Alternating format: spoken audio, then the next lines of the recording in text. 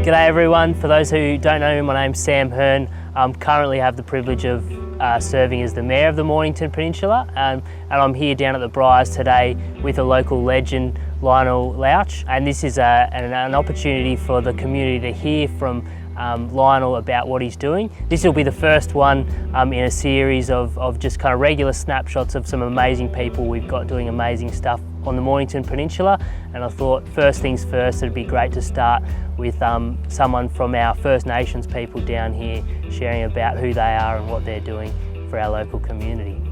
Yeah, so tell us a bit about who you are, mate, and your story.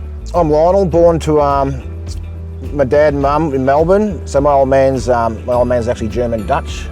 Here in the Second World War, came here as a kid. And my mum's a Guni Jamara Kurerong Bunjalung woman.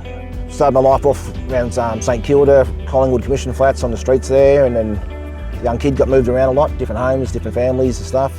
Ended up down here on the Mornington Peninsula with a beautiful foster family.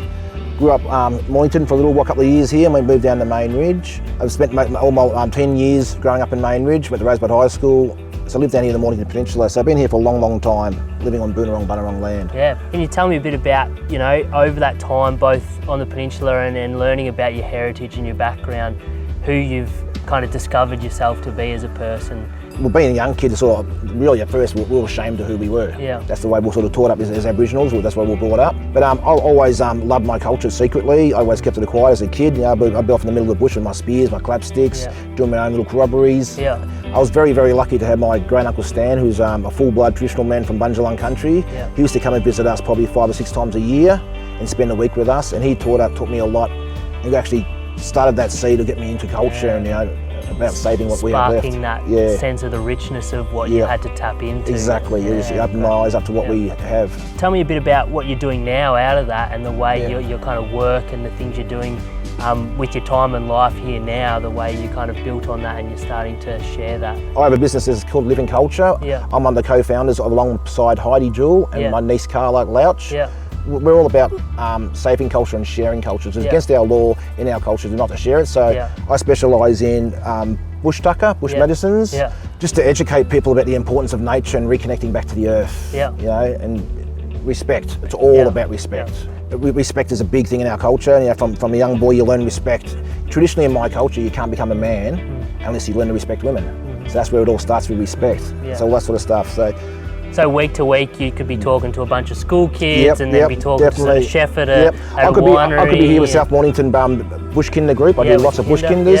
Next week I could be up in Clayton, up at SIRO, teaching them. I also work a lot in mental health, which is my biggest love because, like I said, I come from the gutter. I know all about hard life. So if I can work with young boys and girls, even not just young boys and girls, even older people, that's my dream. What I'm loving at the moment is working with these young ones to show them, if I can do it, anybody can do it. I come from a really bad place, and if I can do it, I can show them there's a future. There's a lot out there. I get phone calls all the time from mothers and fathers that have got kids that have got problems and stuff, and they ring me up. I say, look, I've got a day off, I've got an hour to spare that day, and I'll say, look, I'll meet with you, we'll go have a talk with your daughter or your son, and then I might have a one-on-one with that few sessions, and then the beautiful write-ups I'm getting back, the messages I'm getting back from people, it's crazy. I mean, tell us a bit about some of the impact you're seeing and the benefit and kind of growth that you're seeing happen in the community through that work. Well, working with all the schools now, I'm working with nearly every school in Southern Victoria, it seems like, every kinder, every school, every high school and university. What I'm seeing with the kids who want to take on, and a lot of these young ones are coming up, they want to be rangers now, they want to work in the environment. I'm telling them they should become a scientist, learn about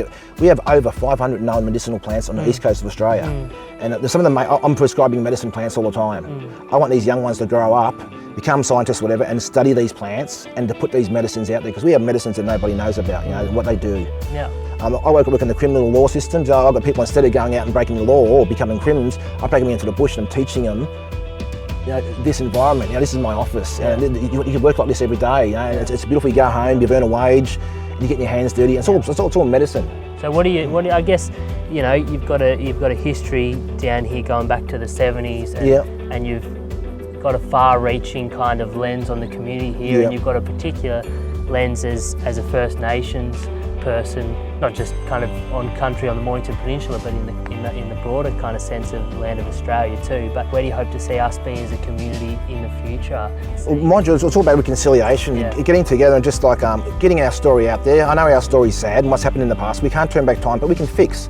And you can't fix or heal things until you talk about things. Yeah. So it's about that, getting together and becoming together as one. You know, we're all brothers and sisters. We might have different colours of skin, but we're all brothers and sisters. We want people to connect with our culture because we've got an amazing culture. We want to share that with everybody in Australia. We don't want you to just sit back and look at us as we want you to become a part of it. Jump into our dances, get painted up with us. I want to teach you how to survive. I want to teach you about the amazing medicines we have here, the amazing foods. We have some of the healthiest food on the planet. They're not really talking about it. Yeah, so it's not just reconciliation, but it's this sense of that giving this opportunity for mutual flourishing and everyone to be enriched by the culture. And if I open their eyes up to how important everything is and connecting, then we're not going to destroy it. Because you look at the bush today, it's a junkyard. The bush is so messy. It was never like this. It's been disrespected. It's just been trashed.